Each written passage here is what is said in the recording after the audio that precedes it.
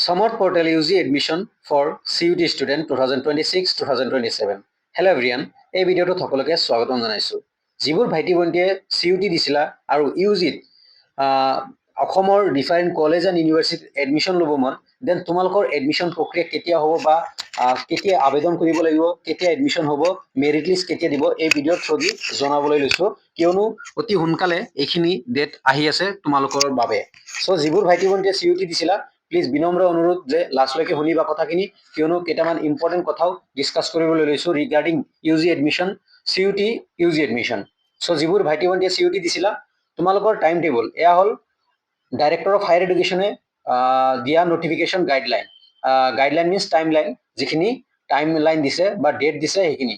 Non CUTত ইতিমধ্যে admission হৈ গৈছে আৰু এতিয়া আছে CUTৰ এডমিশ্যন। ইয়াতে as per director of higher education তোমালোকৰ 5 জুলাই, আজি 23 জুন, যিহেতু অহা জুন চলি আছে, চ' অহা 5 জুলাইৰ পৰা 5 to 13 July registration and program selection by applicant and simultaneous scrutiny of application by HEI higher education institution. চ' তোমালোকৰ 5ৰ পৰা 13 তাৰিখে, 5 জুলাইৰ পৰা 13 জুলাইলৈকে তোমালোকে প্ৰথমে ৰেজিষ্ট্ৰেশ্যন কৰিব লাগিব। তাৰে পিছত তোমালোকে প্ৰগ্ৰাম চিলেকশ্যন কৰিব লাগিব। তাৰে পিছত তোমালোকৰ কি হ'ব, আবেদন হ'ব। মিনছ প্ৰগ্ৰাম চিলেকশ্যন মানে আবেদন। চ' প্ৰথমতে ৰেজিষ্ট্ৰেশ্যন কৰিব লাগিব সমৰ্থ পৰ্টেলত। চ' অপেন হওক, 5 তাৰিখ আহক, মই নিশ্চয় দেখাবলৈ চেষ্টা কৰিম। চ' 5 তাৰিখৰ পৰা 13 তাৰিখ, মই টাইমলাইনখিনি এই ভিডিঅ'ৰ থ্ৰুদি জনাইছো। 5 তাৰিখৰ পৰা 13 তাৰিখ।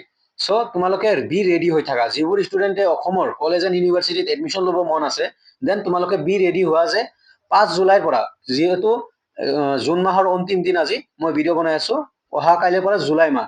চ' 5 জুলাইৰ পৰা 13 জুলাইলৈকে ৰেজিষ্ট্ৰেশ্যন এণ্ড প্ৰগ্ৰাম চিলেকশ্যন, মানে তুমি CUTত কিমান মাৰ্ক পাইছা, প্ৰগ্ৰাম চিলেকশ্যন, তুমি BA ল'বা না BSc ল'বা, অনাৰ্ছ কি ল'বা, এভৰিথিং তোমালোকে চিলেক্ট কৰিব লাগিব। প্ৰথমে ৰেজিষ্ট্ৰেশ্যন, তাৰে পিছত চিলেকশ্যন। তাৰে পিছত 14ৰ পৰা 15 জুলাই কাৰেকশ্যন উইণ্ড', যদি কিবা ভুল হৈছে, কিবা কাৰেকশ্যন কৰিব লাগে, চেঞ্জ কৰিব লাগে কিবা কিবি, দেন 14-15 জুলাই তোমালোকে কৰিব পাৰিবা। তাৰে পিছত 16, 17, 18 July scrutiny of application by HEI corrected application if any, মানে তোমাৰ হায়াৰ এডুকেশ্যনে বা ইনষ্টিটিউশ্যনে তোমাৰ ডকুমেণ্টছখিনি তোমাক ভেৰিফাই কৰিব বা তোমাৰ ডকুমেণ্টছখিনি চেক কৰিব। তাৰপিছত 19 জুলাই তোমালোকৰ first preparation and publication of first merit list.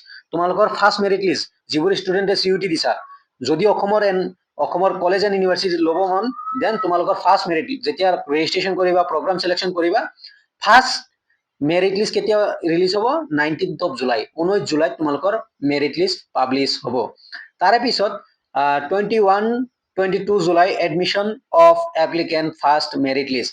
যেতিয়া মেৰিট লিষ্ট দিব, ফাৰ্ষ্ট মেৰিট লিষ্ট দিব, তাৰপিছত তোমালোকে কি কৰিব লাগিব, তোমালোকে যদি যিবোৰ ষ্টুডেণ্টে এডমিশ্যন পাব, ফাৰ্ষ্ট মেৰিট লিষ্টত নাম আহিব, সিহঁতক কলেজৰ পৰা, কলেজ ইউনিভাৰ্চিটিৰ পৰা অফাৰ প্ৰদান কৰিব, এডমিশ্যনৰ বাবে অফাৰ প্ৰদান কৰিব।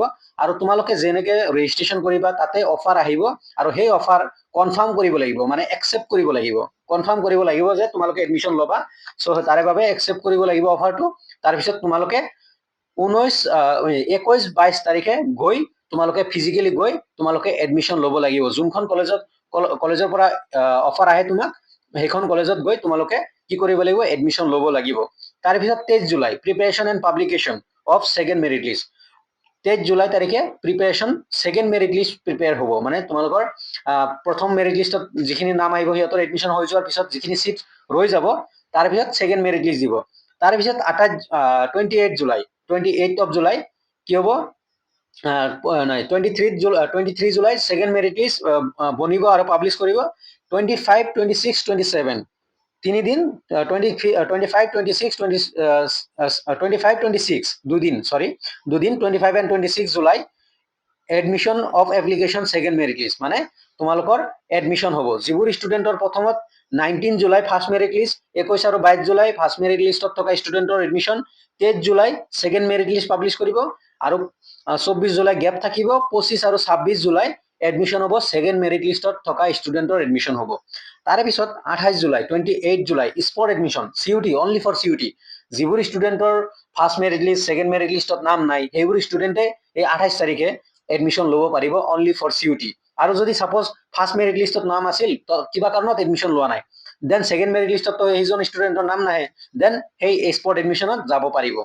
আৰু ইয়াতে মই জুম কৰি দেখাইছো 29, 30 and 31 July final spot admission for both non CUET and CUET. যিমান চিউটি এণ্ড নন চিউটি আছে তেতিয়া আৰু মেটাৰ নকৰে, যিমান ষ্টুডেণ্ট আছে এডমিশ্যন নোহোৱা চবে আবেদন মানে এডমিশ্যনৰ বাবে যাব পাৰিব, স্পট এডমিশ্যন হ'ব, স্পট এডমিশ্যনৰ বাবে যাব পাৰিব 29, 30, 31 জুলাই। কিন্তু ৰেজিষ্ট্ৰেশ্যন হোৱা হ'ব লাগিব। এনেকুৱা এতিয়া কমেণ্ট আহিব, দাদা মই ৰেজিষ্ট্ৰেশ্যনে কৰা নাই সমৰ্থ পৰ্টেলত, দেন মই স্পট এডমিশ্যনত এডমিশ্যন পাম নেকি? নাই, নোপোৱা। যদি তোমাৰ ৰেজিষ্ট্ৰেশ্যন হয়, ৰেজিষ্ট্ৰেশ্যন কৰিছা, দেন তুমি স্পট এডমিশ্যনৰ কাৰণে যাব পাৰিবা। আদাৰৱাইজ তুমি ৰেজিষ্ট্ৰেশ্যনে কৰা নাই, তোমাৰ ইনফৰমেশ্যনো নাই সমৰ্থৰ লগত, দেন তোমাক কোনো এখন কলেজে কেনেকৈ এডমিশ্যন দিব? চ' ফাইনেল স্পট এডমিশ্যন 29, 30, 31 জুলাইত হ'ব বোথ চিউটি এণ্ড নন চিউটি যিবোৰে এপ্লাই কৰিব। আৰু ফাৰ্ষ্ট আগষ্টৰ পৰা ক্লাছ ষ্টাৰ্ট বুলি কৈছে। চ' এইখিনি আছিল সমৰ্থ পৰ্টেল চিউটি ষ্টুডেণ্টৰ বাবে টাইমলাইন। চ' ভিডিঅ'টো কেনেকুৱা লাগিছে কমেণ্টত জনাবা, যদি আৰু কিবা ইনকুৱাৰী থাকে কমেণ্টত জনাবা আৰু মই জনাবলৈ চেষ্টা কৰিম। আৰু 5 তাৰিখ আহক, মই নিশ্চয় তোমালোকক দেখাবলৈ চেষ্টা কৰিম, ৰেজিষ্ট্ৰেশ্যন কৰাৰ প্ৰচেছটোও দেখাম। মোৰ লগত ভিডিঅ' আছে, পুৰণা ভিডিঅ' আছে, বাট মে বি চেঞ্জ হ'ব পাৰে, নন চিউটিৰ বা বেলেগো হ'ব পাৰে, নন চিউটিৰ ভিডিঅ' আছে, বাট চিউটিৰ বেলেগো হ'ব পাৰে ৰেজিষ্ট্ৰেশ্যন। চ' সেইকাৰণে কৈছোঁ 5 তাৰিখ আহক, মই ৰেজিষ্ট্ৰেশ্যন কৰি দেখাই দিম। চ' ভিডিঅ'টো ভাল লাগিলে লাইক কমেণ্ট শ্বেয়াৰ কৰিবা আৰু ছাবস্ক্ৰাইব কৰি ৰাখিবা বা ফ'ল' কৰি ৰাখিবা, যাতে আগন্তুক দিনৰ আপডেটবোৰ দিব পাৰোঁ। ধন্যবাদ ভিডিঅ'টো চোৱাৰ কাৰণে। এগেইন কৈছোঁ ভিডিঅ'টো ভাল লাগিলে লাইক কমেণ্ট শ্বেয়াৰ কৰিবা।